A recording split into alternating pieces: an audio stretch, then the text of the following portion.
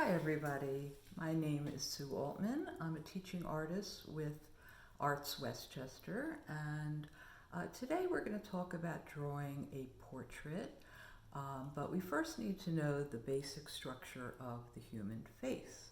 So I have a couple helpers here. I have a plaster cast here, and I have this. This is a plastic skull. And it's important to really understand what's going on under all the skin that you see and the features to know how the face is structured.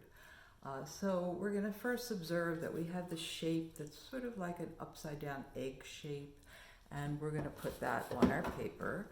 So you can just use normal drawing paper, number 2 pencil. I'm using a charcoal pencil because it's easier for you to see, I think. I'm going to get that egg shape down, and I'm going to try to fill up the majority of that paper. Okay, so it doesn't have to be perfect. Just do the best you can. Now I'm going to divide that egg shape into halves, both vertically, and I'm going to use a kind of a light line for that, and also horizontally.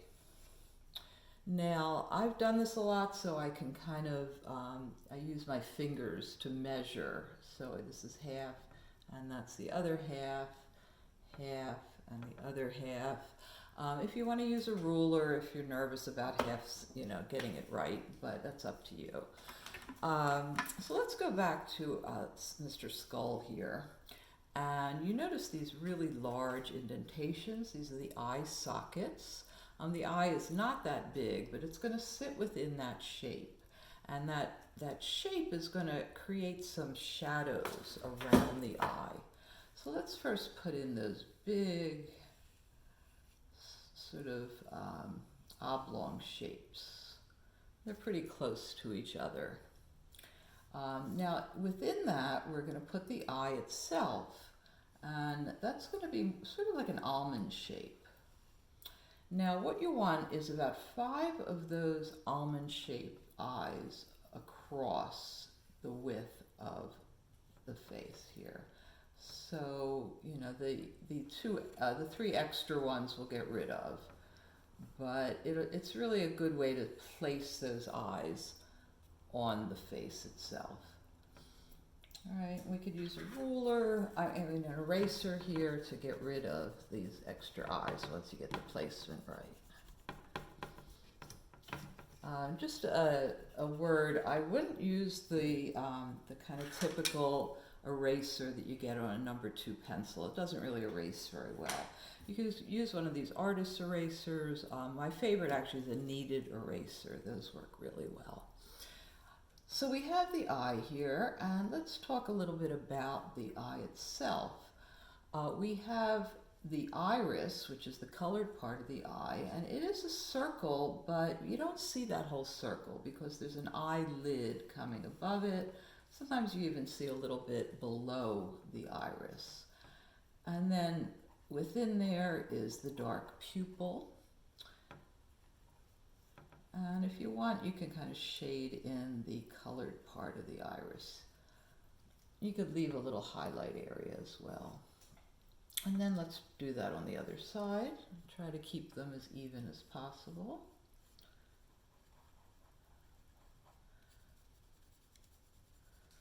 All right, so now we have the 2 eyes.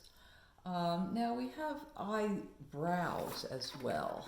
And if you look at the skull again, the eyebrows are going to be sitting right kind of on that ridge above the socket, and you can feel on your own head where that would be.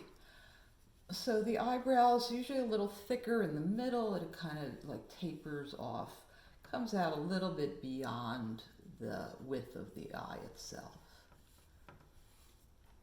All right, that's the eyebrows. All right, so let's draw another halfway point between the eye line and the chin line, and we'll divide that up. We'll test it out with our fingertips again. And what that is the bottom of the nose. So you don't really see a whole lot of the nose. It's not like a clown nose.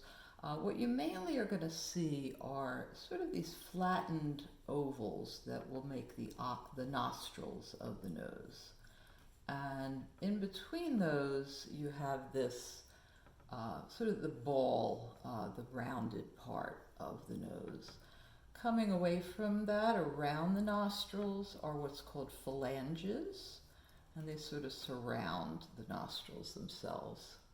And that's really all you need to create of the nose. You'll have some shading probably, as I said, around the eye socket, and that will kind of create the narrow part of the nose that you get between the eyes there. Let's get rid of some of these extra lines. So now you have this, the nose, and a lot of times there'll be some cast shadow from the nose. And there's this funny shape that is coming between the bottom of the nose and the top of the lip. And that is called a philtrum. It's a little teardrop kind of shape. And you can put that in kind of lightly. Now the lips fall within this a little bit higher than halfway. And you have the top lip, the middle between the two lips, and the lower lip. And then below the lower lip is going to be the beginning of the chin area, where that kind of starts there. So the top of the upper lip is going to sort of be like a mountain. But before we do that, let's bring a line down from the corner of the eye, straight down. And what that is going to create is how far out the lip should extend. So drawing that upper lip is like a little bit of a mountain range. It kind of goes up and then down and then up and then down again. Then we have the line between the upper and lower, and then the lower lip, which is often a bit wider than the top lip. And as I said, you have that little shadow shape there. Now we look at this and something doesn't look right. There still looks like way too much forehead up there.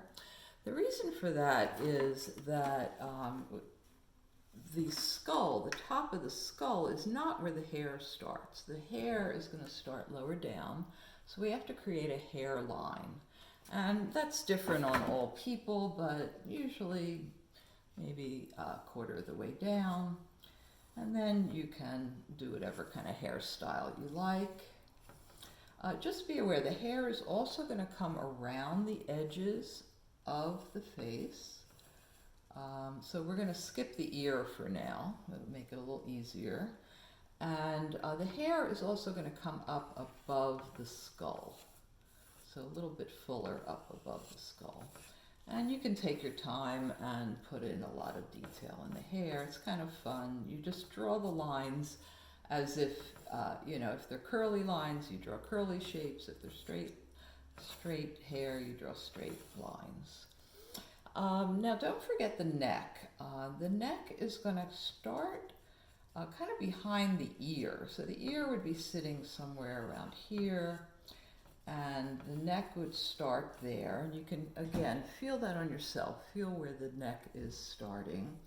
It's going to kind of go in a little bit and then out, and it is going to flow right into the shoulders. So if you draw a face without the neck and the shoulders, it kind of looks like a balloon kind of floating in midair.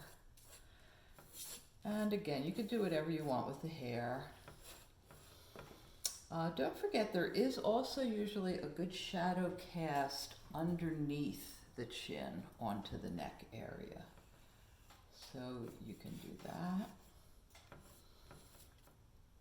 And, you can get into a lot more detail. And of course, when you're drawing a particular person, you want to capture their essence, their personality. So you're going to look for things that make that person unique.